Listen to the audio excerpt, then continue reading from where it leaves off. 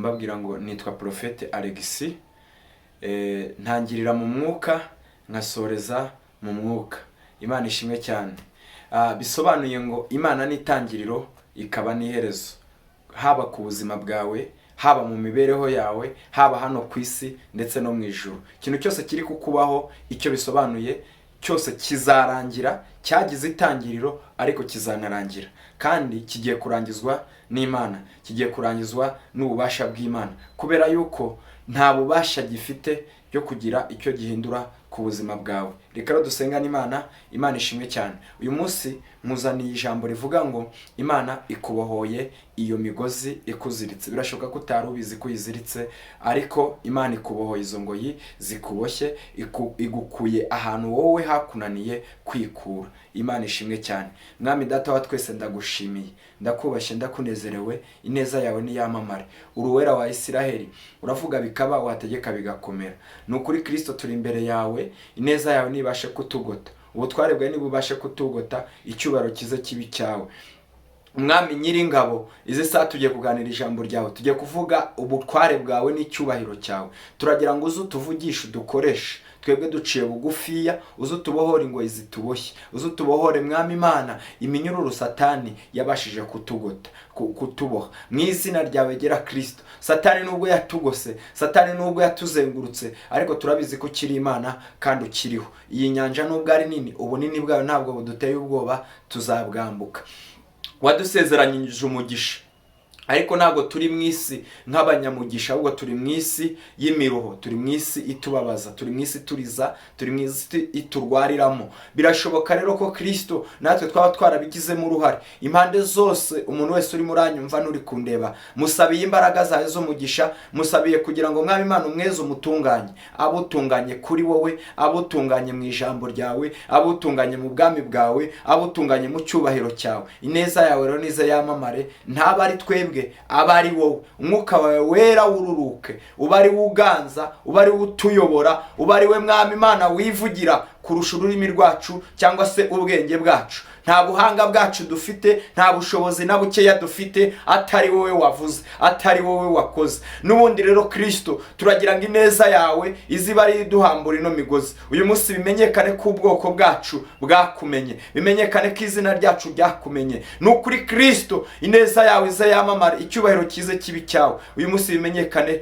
ko ari wowe Mana yacu. Uyu munsi bimenyekane ko ari wowe twiringiye. Biramenyekanira mu bikorwa dukoresha, biramenyekanira mu bikorwa uri budukorere, biramenyekanira Mwami Imana ku buryo uri butwihishurire ukatwiyereka. Ngwino rero Mwami Imana, ubu buhanuzi bwawe bugiye gutambuka, ubuhanuzi bwawe ngiye kubwira ubwoko bwawe, ubu buhanuzi Mwami Imana washimye yuko buca muri ngewe, buri wese nabashe kubwumva kandi bugiraho mumukura, bugire naho bumugeza. Rero turamaranisha kugira ngo ubutware bwawe buze bwamamare kuri buri wese. Satani ntatugereho ijambo, imbaraga z'abadayimoni nizitugereho ijambo, imbaraga z'umwijima nizitugereho ijambo, byaba ibyo twagizemo uruhare n'ibyo tutagizemo uruhare. Tubaye abana batoya ku ijambo ryawe, ni ukugira ngo ubwami bwawe bwamamare kandi bwamamarire muri twebwe. Umusozi turiho w'igisuzuguriro turawurambiye, imigozi yari duhambiriye, iminyururu Satani yaduhambirije, turarambiwe ino nkingi yadusizeho. Ni ukuri Kristo yiduhambure, natwe tuyice, tubashe kugenda twamamaza ubutumwa bwawe,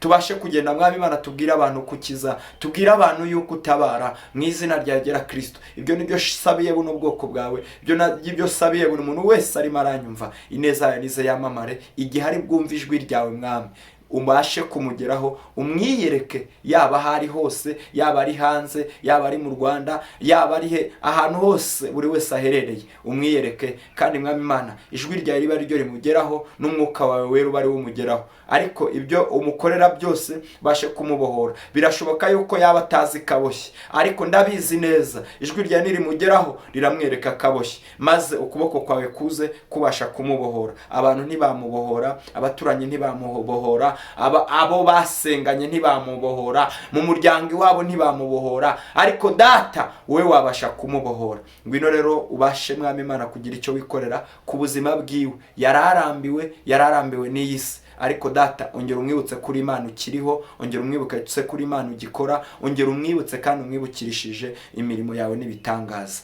Rero voici ni never the start, okay. ineza yawe nize yamamare. Urakoze data, turagushimiye, turakubashye, turakunezerewe. Tuguhaye ikaze muri aka kanya dutije, tuguhaye ikaze muri iri jambo. Ni mu izina ryawe gera Kristo mbisabye nizeye, amen. Imana ishimwe cyane, Imana ibashe kuguha umugisha wowe. Ndagira ngo rero nkubwire ngo uraboshye. Uyu munsi nkuzaniye ubuhanuzi buvuga ngo uraboshye, ariko Kristo agiye kukubohora. Nusengana nanjye, nugumana nanjye, nutindana nanjye, uraboshye, ariko Kristo agiye kukubohora. Hari imbaraga zikuboshye, ariko hari n'izindi mbaraga zije kukubohora. Yesu, nkunda kubivuga, yapfiriye benshi ku musaraba, nawe urimo. Ariko ikibazo, uhura n'ibibazo byinshi ubona bitunguranye, ariko ntabwo ubizi yuko uboshye. Uraboshye, iyo minyururu rero ikuboshye nubwo ikomeye, wayiboheshejwe n'abana b'abantu, ariko Imana igiye kuza kukubohora, kandi Imana itugirire neza. Twasezeranyijwe umugisha, ntabwo twasezeranyijwe ibibi. Twasezeranyijwe kubaho neza, twasezeranyijwe kugira urubyaro, twasezeranyijwe kuzajya duhora dutsinda intambara, turwana tugatsinda, turwana tukanesha. Ariko birashoboka yuko umaze iminsi ubona igihe cyose utsindwa. Hari ugutsindwa ukora ibyaha, hari ugutsindwa n'imanza nyinshi z'amahugu, hari ugutsindwa ubukene bukakubaho karande, hari ugutsindwa n'ibintu byinshi bikomeye. Ariko uyu munsi Imana yaje kukubohora izo ngoyi zari zikuboshye. Imana ishimwe cyane, kandi Imana ibasha kutugirira neza. Imana yasezeranyije urubyaro Aburahamu, isezeranya umugisha Aburahamu. Nibwo rero Imana yamuhaye urubyaro rungana no ku musenyi wo ku nyanja. Nawe Aburahamu w'icyo gihe, nawe uri Aburahamu w'uyu munsi, uri Aburahamu w'iyi saha, uri Aburahamu muri uku kwezi, uri Aburahamu muri uyu mwaka. Hari icyo Kristo yagusezeranyije. Birashoboka ko utigeze wumva ijwi ry'Imana, birashoboka ko utigeze wumva abahanuzi baza kuvuga, birashoboka ko nta kintu n'ikindi kigeze wumva, ariko ineza y'Imana, icyubahiro cy'Imana kiracyari kuri wowe. Imana yagusezeranyije umugisha kera abahanuzi bataravuga, yagusezeranyije umugisha kera ikimara kukurema, ngo urubyaro rwawe ruzangana n'umusenyi wo ku nyanja. Bishatse kuvuga ngo Imana itanze urubyaro ntabwo ibura gutanga n'ibirutunga.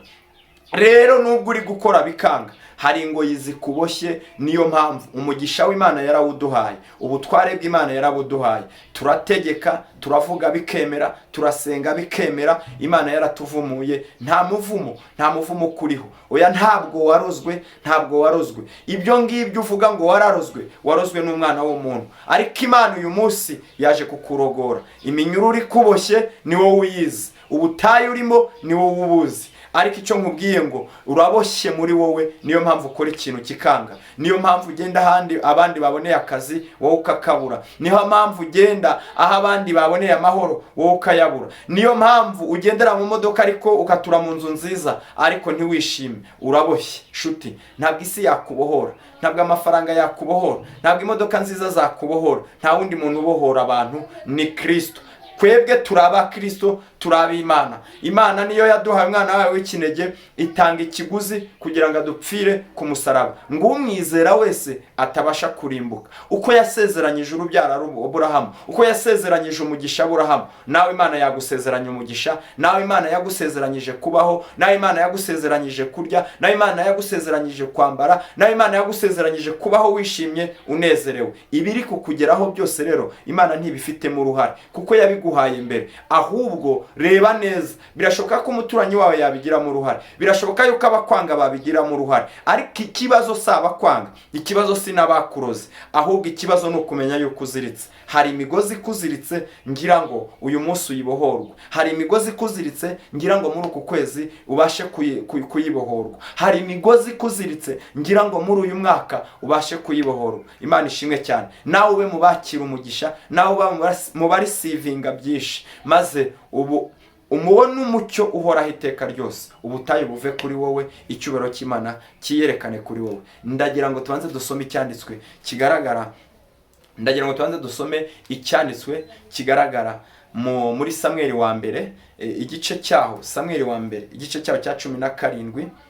Samweli wa mbere, igice cyaho 17, umurongo wa 44 kugeza ku murongo waho wa 45. Ndagira ngo mbanze nkubwire abantu Imana ya blessings, abantu Imana yahaye umugisha, abazi Imana yabo bagakomera. Imana ntabwo itabarisha ingabo nyinshi. Ingabo nyinshi zishobora gutsindwa, ariko ingabo nkeya umuntu umwe gusa akaza agahindura ubuzima bwawe. Imana riri guhuze n'umuntu w'umumaro, Imana iguhuze n'abantu b'umumaro, Imana iguhuze n'inshuti z'umumaro, Imana iguhe abantu bagira icyo bahindura kuri wowe, Imana iguhe abantu bafite umugisha muri bo, apana abantu bafite iby'umugisha, kuko abafite iby'umugisha barabihawe, ariko abafite umugisha muri bo baragira icyo barema muri wowe, baragira imbaraga birukana muri wowe, baragira iminyururu babohora ikuboshye muri wowe. Ushobora kuba utabizi kuboshye, ariko nubicunga neza urasanga uboshye. Imana ishimwe cyane. Rere vosini ni yavo de star. Hari ubuhanuzi nkuzaniye bukubwira ngo wowe uraboshye nubwo utabizi, ariko hari iminyururu ikuboshye.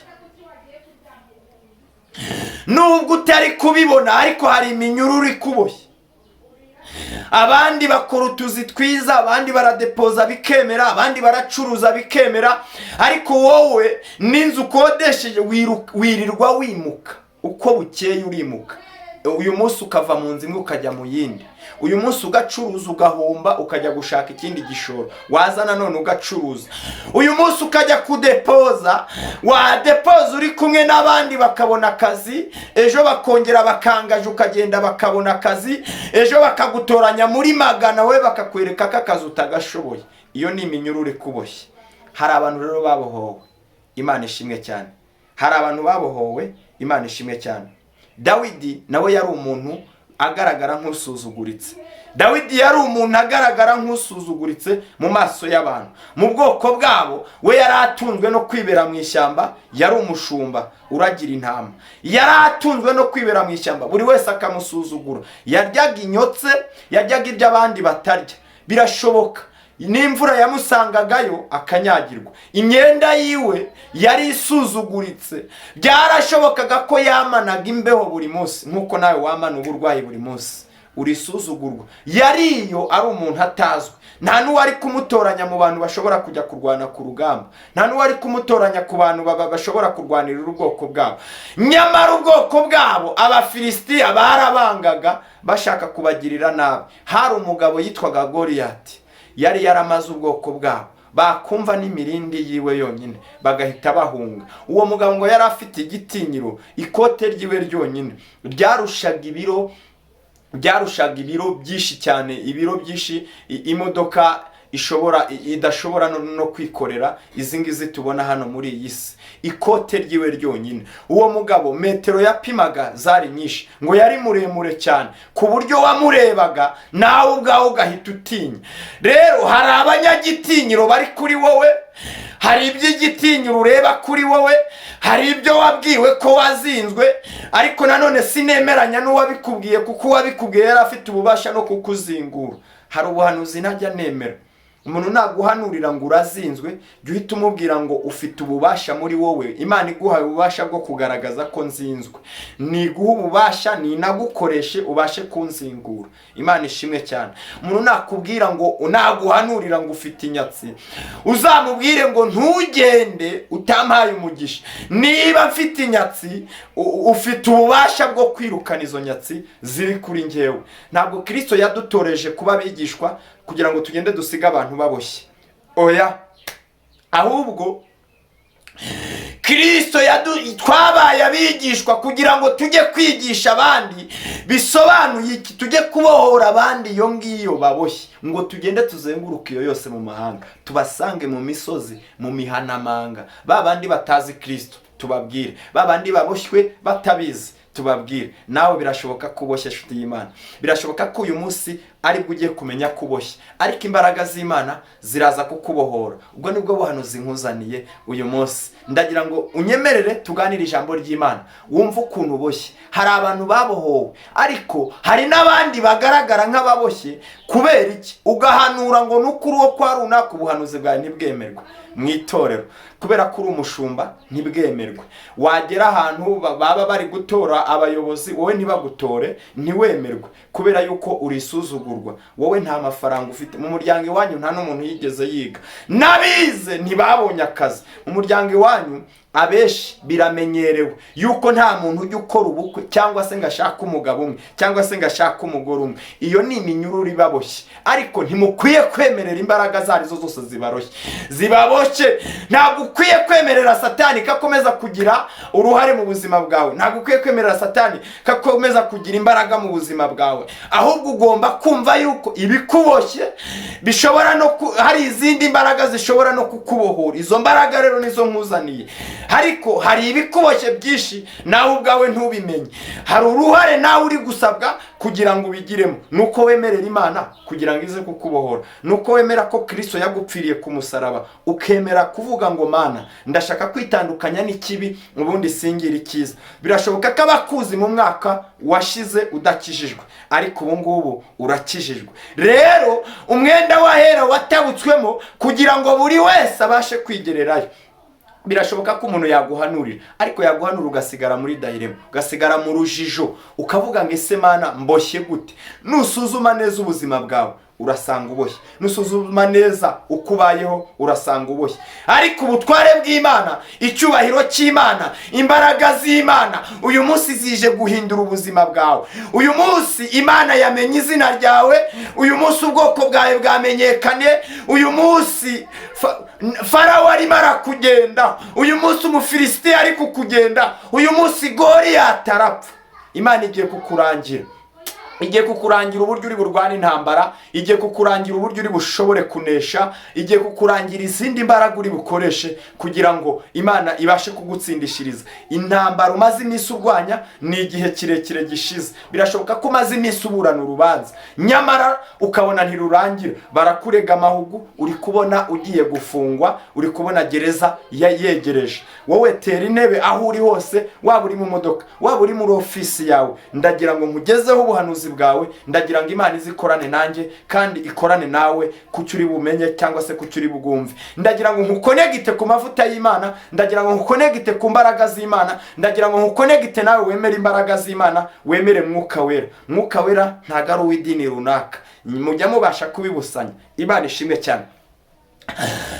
Lerevo sinini ya vodestatu kererero ntangiye gufashwa. Mujya mubasha kubibusanya cyane, ugasanga Mwuka Wera muri kubarira mu itorero riniri nta mazina mvuze. Ariko reka nkubwire, Mwuka Wera yasigiwe jewe, asigira wowe, asigirwa mama wawe, asigirwa papa wawe, asigirwa abavandimwe, buri muntu wese. Kandi umuntu wese w'umukene, umuntu wese w'umukiri, umuntu wese yemerewe Mwuka Wera. Mwuka Wera ntago agendera kuri kondisiyo nk'uko tujya kudepoza bakadusaba amadiplome yacu, bakadusaba n'amasivi yaho twakoze, abakadusaba n'ubunyangamugayo n'ibiki, ibyangombwa byose basaba kujya mu mudugudu. Mwuka Wera rero ntibisaba ikindi kimenyetso. Wowe ikintu bigusaba gusa kugira ngo ubohorwe nuko utumbera umusaraba, ukareba hejuru ku musaraba Kristo yagupfiriye, ukemera imbaraga zikurimo. Iyo wemeye yuko uri umunyantege nkeya, nibwo ubasha kurisivinga izindi mbaraga z'Imana. Rero nuguma kwemera, nutemera ubutoya bwawe, nutemera ibyaha byawe, nutemera kuneshwa kwawe, ntago Imana iza kukurwanirira. Ariko reka wumve Dawidi uburyo Imana yamukoresheje akabasha kubohora ubwoko bwabo, akabasha kubohora ubwoko bwabo. Nyamara Goliyati yari yarabwigaruriye. Bumvaga atontomye gusa bagahita birukana. Ariko wa undi yari isuzugurwa, niwe yacunguye ubwoko bwabo. Uri isuzugurwa muri wowe, ariko iyo bari bazi yuko agacutuyemo ayo masengesho usenga aricyo gituma nabo babasha gutunga, aricyo gituma nabo babasha kubaho. Nubwo tugenda nkabo tugasangira nabo, ariko benshi turabatungishije, benshi babayeho kubera twebwe. Nyamara Yesu arakicaye ku ntebe y'imbabazi, nawe yabasha kukubabarira, nawe yabasha kukubohora. Ndagira ngo nkubwire Dawidi uburyo yabashije kwica Goliyati. Imana ishimwe cyane. Nawe uyu munsi urangisha Imana, uyibwire ngo Mana hari iminyururu imboshye, iyo nzi niyo ntazi. Ndagira ngo Data uba ari wowe uza uyibohore, kubera ko abantu byarabananiye. Lerevo sinini ya vodestani, kubera ko abantu byarabananiye. Birashoboka ko uhera mu makredi, ugenda kukongeresha inguzanyo yawe, wongeresha. Hari nawe ugera ukabona bagiye kugutereza cyamunara. Birashoboka ko wahuye n'ibibazo hano kuri iyi si, abantu bakatangira gukeka yuko ari ibidasanzwe byakubayeho, nyamara bakibagirwa yuko bari mu isi nabo byabasha kubageraho. Ndagira ngo nkubwire igikuba cyakubayeho ubona gitangaje kitabaye ku bandi. Izo nizo mbaraga zitangaje zigiye kuza, abandi abandi batigeze babona, ziturutse ku Mana kubera ubumana bwayo, ije gukorana nawe bikomeye. Ahantu babona Imana itabasha kugukura, aho ngaho niho Imana ije kugukura. Abantu barananiwe, waragenze barananirwa. Iby'isi ishoboye gukora Imana ntabwo ibyitambikamo kuko yaduhaye ubwenge. Ariko ibyo ngibyo ubona isi yananiwe, ibyo ngibyo nibyo Imana ije gukora. Indwara bagusezereye kwa muganga bakakubwira ngo genda utegereze urupfu, iyo ngiyo niyo ije gukira. Ntabwo unyumvishije, ndavuze ngo imigozi yakuboshye, abana b'abantu, ubwenge bw'abantu, ubutware bw'abantu bikananirwa, bose bakananirwa, bakabira ibyuya, bakananirwa, bakageraho bananirwa, bakagusezerera. Aho ngaho izo mbaraga z'Imana niho zije gukora kandi kugira icyo zikorana nawe, zikabasha kukubohora. Yesu rero aracyariho kandi arakicaye ku ntebe y'imbabazi. Yesu arabohora. Iyo minyururu ikuboshye, izo ngaruka zose uri kugira, ingaruka z'icyaha uzi n'izo utazi, Yesu aje kukubohora. Hari igihe tuba mu isi y'umwijima ariko ntitubimenye, ariko nureba imbere yawe urabona bwije. Kubera iki?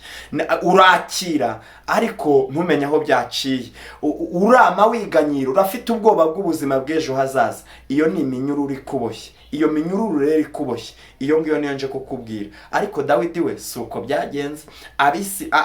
Ubwoko bwabo bari bamaze igihe baboshye, Goliyati akamaza kubagerageza, yagira aho avugira bagahita birukanka bose. Ariko Dawidi byarangiye ahawe umwitero kubera kurwana intambara.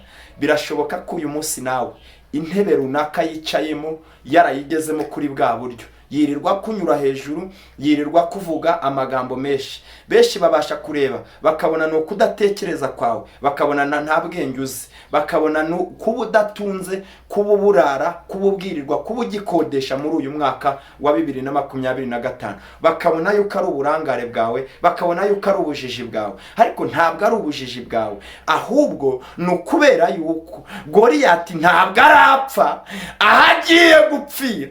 Wamwitero ya ntebe yicayeho arayimukaho, ari we agukurira amasari, aguhereza ibyubahiro nawe ubimusabye, arayihagurukaho yicareho. Nyamara Dawidi yahawe umwitero, ahabwa ubutware kubera yuko yakoreshejwe ibyananiye abandi, ibyananiye ingabo, ibyananiye abatware, ibyananiye abanyabwenge. Dawidi we yarisuzugurwa, aragira intama mu ishyamba, ari umushumba, atunzwe n'amata y'inka cyangwa se atunzwe n'ibindi bibi. Ariko wowe birashoboka ko uyu munsi utunzwe no gucishura, utunzwe no guhaha, ariko nawe ugiye guhahisha abandi. Ubutware bw'Imana buje kuri wowe kandi buje kukubohora zinongoye. Umaze iminsi uba mu mwijima utabizi, umaze iminsi uba mu gicuku utabizi, umaze iminsi uboshye utabizi, ariko Imana yakuntumyeho nje kukubwira ngo Imana irakubohoye. Reka mbanze nkwereke uburyo Imana yabashije gukorana na Dawidi. Imana ishimwe cyane kandi Imana yo mu ijuru ibashe kubaho umugisha. Samweli wa mbere igice cyaho cya 17 umurongo wa 44. Umufilisitiya abwira Dawidi ati, ngwino nkubagira ibisiga byo mu kirere n'inyamaswa zo mu ishyamba. Dawidi abwira Umufilisitiya ati, wanteranye inkota n'icumu n'agacumu, ariko njyewe nguteye mu izina ry'Uwiteka Nyiringabo, Imana y'ingabo z'Abisiraheli wasuzuguye. Imana ishimwe. Dawidi, iyo usomye kino gitabo ukabasha gukomeza amateka ya Dawidi, usanga Dawidi yari umushumba, yarakuriye mu ntama, yarakuriye mu ishyamba, ntago bari bamuzi. Ariko bene wabo Abisiraheli bahuraga barwana intambara na Goliyati. Goliyati uyu yari umuntu afite abasirikare batojwe, abasirikare bakomeye, yari afite n'amafaranga, yari afite n'igitinyiro. Ijwi ryiwe ryonyine iyo baryumvaga, abasirikare b'Abisiraheli bahitaga bagenda bihisha, bakihisha bose bagahunga. Noneho igihe kimwe Dawidi Imana iramuhagurutsa iramubwira ngo genda ujye kurwana intambara kandi ndagutsindishiriza, ndaguha kunesha. Dawidi yiyumvamo imbaraga. Igihe kigeze Dawidi yiyumvamo imbaraga. Imana ishimwe cyane. Ndimo ndakubwira ngo igihe kigeze Dawidi yiyumvamo imbaraga. Nawe igihe cyawe cyageze. Tangira wiyumvemo imbaraga zo gutsindishirizwa, tangira wiyumvemo imbaraga zo kunesha, tangira wiyumvemo ibyiringiro byo guhaguruka ukaba ugiye kurisivinga ibyo umaze imyaka myinshi wifuza. Imana irashaka gukorana nawe iby'ubutwari. Imana irashaka gukorana nawe ibyo yavuganye nawe. Imana irashaka gukorana nawe ibyo ishaka kugira ngo abana b'abantu babashe kubona yuko ari Imana ikorera muri wowe. Dawidi yageze ku basirikare bene wabo arababwira ngo bene wabo arababwira ngo njyewe ngiye kubarwanirira intambara. Baravuga ati reka birashoboka bite? Wa mwana we, wa mugabo we, waretse wowe kwa runaka, natwe twarananiwe, natwe twararekeye uriya mugabo, ubwo nushaka kakwica cyangwa uragira ngo umuduteze. Birashoboka ko dayimona kurimo.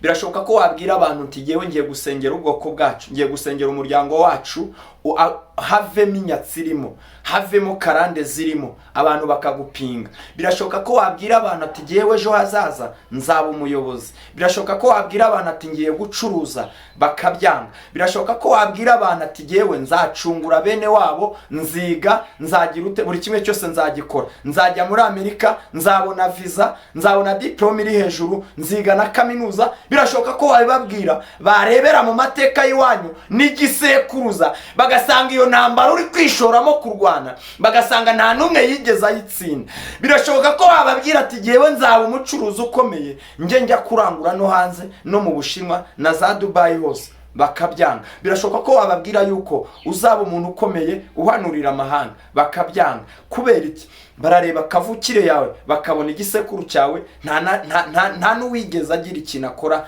gihambaye. Bagasanga bose bari isuzugurwa, bagasanga bose ni abantu batunzwe n'abandi kurusha uko baba bitunze. Ariko wowe wababwira ngo ukuboko kwawe kurimo umugisha kuzabasha gutungisha benshi, ntibabashe kubyemera. Ndimo ndakubwira ngo twasezeranyijwe umugisha. Wikwemera yuko Satani akomeza kukubohoza, wikwemera yuko Satani akomeza kukubohesha iyo migozi, iyo minyururu yica. Nubwo ikomeye, sinzi aho baragurije kugira ngo bakuroge, sinzi aho baragurije, sinzi aho bwavuye, ariko aho bwaba bwaravuye hose nihashaka bube bwaruriye indege.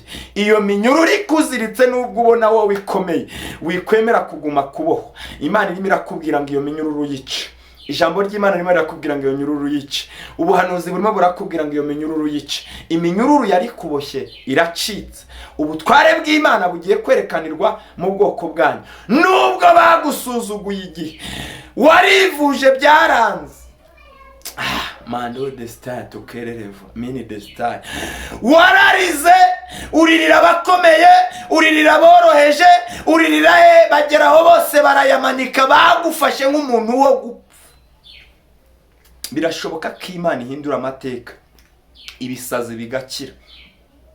Umuntu yari yarasaze bigakira. Imana irashaka kwerekanira imirimo yayo muri wowe. Ntabwo ibintu iri gukora ari ukugira ngo biryoya, ntabwo yakwirengagije, ahubwo wowe ntabwo wamenye yuko waboshwe ngo umenye n'inzira uca kugira ngo ubashe kubohora.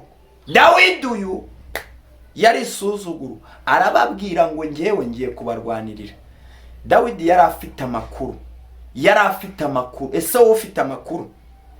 Ufite amakuru y'ibiri kukugerageza? Ufite amakuru y'uko uziritse? Ufite amakuru y'uko impamvu utari kubyara ari uko uziritse? Ufite amakuru impamvu ari uko wifuza gukora ubukwe muri uyu mwaka, undi mwaka bigapfa? Ufite amakuru y'uko ari uko uziritse? Ese ufite amakuru y'uko uko kwa mubenga abasore buri munsi ukumvamo umwuka wowe wo kubenga? Wari ubizi y'uko uziritse? Nyamara uratekereza ukabona imyaka yagiye, wageze muri za 40. Wari ubizi ko uziritse? Ariko nkuzaniye inkuru, nubwo uziritse hari iminyururu igiye gucika kuri wowe. Ubwoko uvukamo bigiye kumenyekana ko ari Imana yavuganye nawe, bigiye kumenyekana ko Imana ikorera muri wowe, bigiye kumenyekana yuko ubutware bw'Imana bukorera muri wowe, bigiye kumenyekana yuko icyubahiro cy'Imana gikorera muri wowe. Ndagira ngo uze kunyemerera muri uyu mwanya uturize imbere y'Imana ubundi tubashe gusengana. Reka nkubwire inkuru za Dawidi. Dawidi yakoreshejwe n'imbaraga z'Imana. Dawidi ngo yari mugufiya, yari mutoya cyane, ntabwo yari munini. We yagiye nta bwoba, agenda atora amabuye 5. Yari amabuye adasanzwe.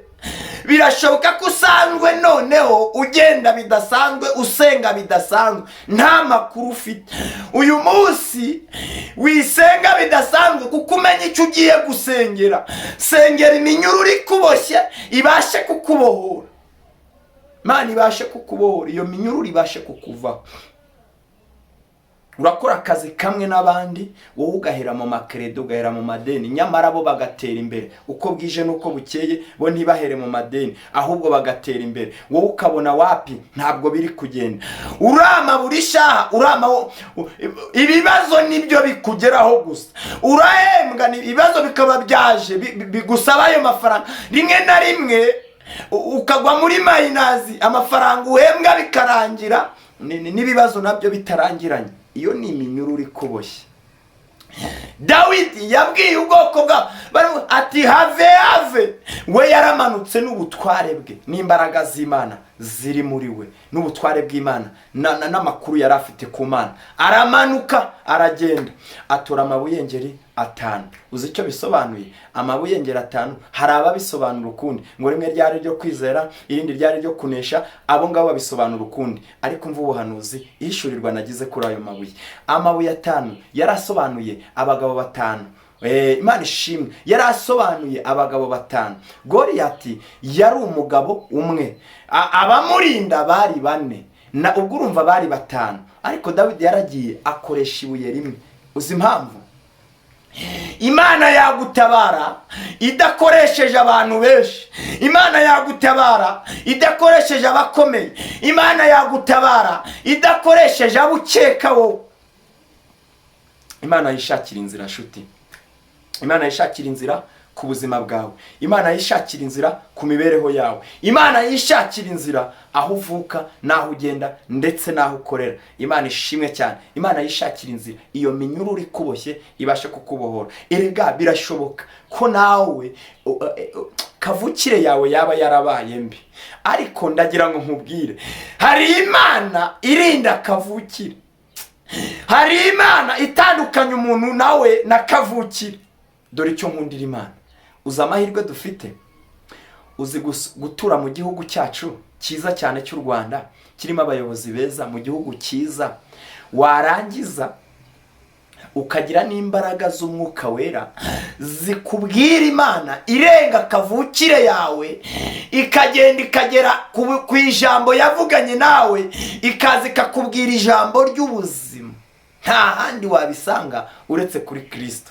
Imana ishimwe cyane. Njye mfite ibyiringiro ko nzajya mu ijuru. Uzi impamvu ufite ibyiringiro? Nuko nabohowe.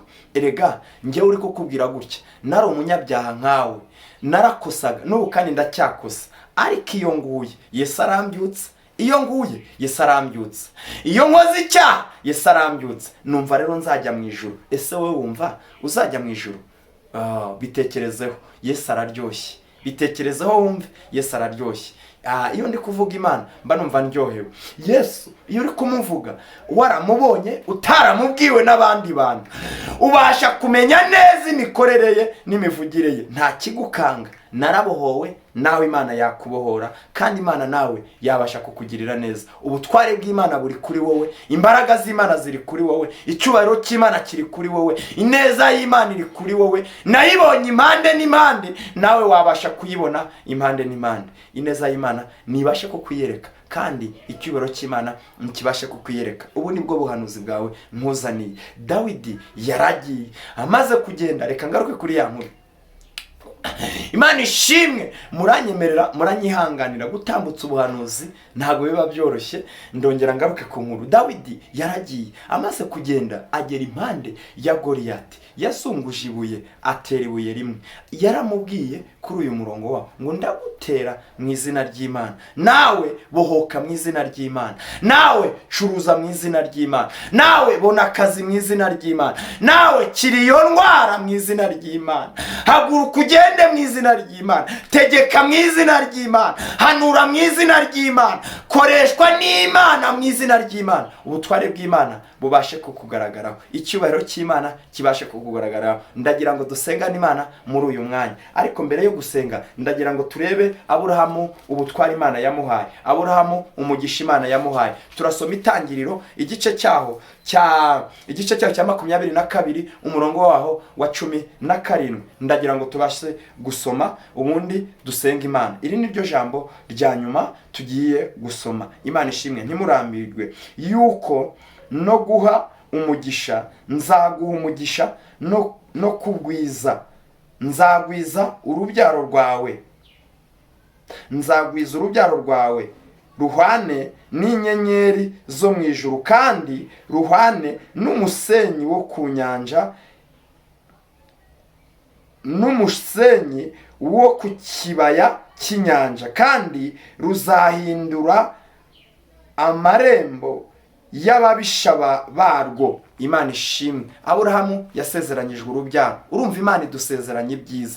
Kuba udatunze ntabwo ari ububasha bw'Imana. Imana yadusezeranyije ubwiza, ahubwo wowe uraboshye. Hari izindi mbaraga utari kuruzi, hari izindi mbaraga utari kubona zikuboshye, kandi Yesu arashaka kukubohora. Yesu arashaka kukugirira neza. Ndagira ngo dusenga n'Imana rero, Imana ibashe kukubohora. Ubuhanuzi Imana yampaye n'ubw'uyu munsi n'ubwo ngubwo. Imana irashaka kukubohora izo ngoyi ubashije kuba zikuboshye. Ntabwo ubizi, nta n'ibyo uri kureba, ariko hari ingoyi zikuboshye, kandi izo ngoyi zikuboshye Yesu niwe yifuza kukubohora. Yesu niwe niwe ugira neza, niwe utabara abami, niwe ubasha kugirira ibindi bintu twebwe tutabasha gutekereza. Yesu arakubohora. Wikwita ku bantu baguca intege, wikwita ku bantu bakubwiye ko nawe uzagera. Uyu munsi urahageze. Imana ishimwe, kandi Imana yo mu ijuru ibashe kuguha umugisha. Aha rero ni kuri Team of God. Ndagira ngo ngusabe wowe, niba tubanye bwa mbere, ni ukuri kugira ngo tujye duhora tubana,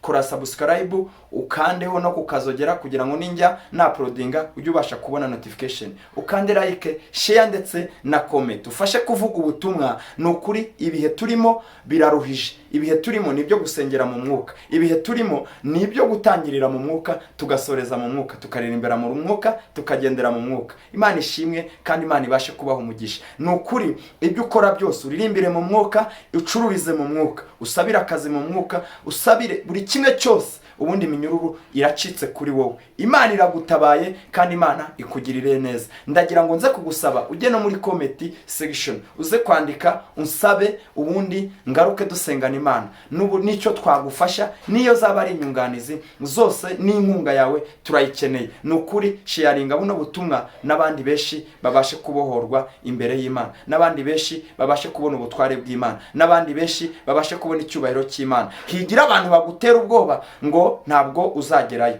Uzagerayo. Imana yakubohora nawe. Yesu yagupfiriye ku musaraba, natwe ntabwo twari tuzi yuko byagenda gutya. Ntabwo twari tuzi ko ururimi rwacu rwagobotorwa, ntabwo twari tuzi yuko akanwa kacu kavuga iby'Imana, ntabwo twari tuzi yuko kavukire yacu yari mbi nkuko nawe ari mbi z'isaha. Ariko uyu munsi Imana irifuza kuyigira nziza. Imana irifuza kukuneshereza. Kristo arifuza kukuneshereza. Imbaraga z'Imana nizerekanirwe muri wowe, ubutware bw'Imana nibwerekanirwe muri wowe. Waba umukobwa mwiza uvugira Imana, kuri ayo mashuri yawe ufite, kuri ubwo buranga bwawe ufite, ubwongereyeho imbaraga z'umwuka wera, Imana yabasha gukorana nawe. Ubwongereyeho imbaraga z'umwuka wera, Imana yabasha kuvugana nawe. Birashoboka ko ubwoko bwanyu bujya bubasha kutakwemerera yuko wabasha kujya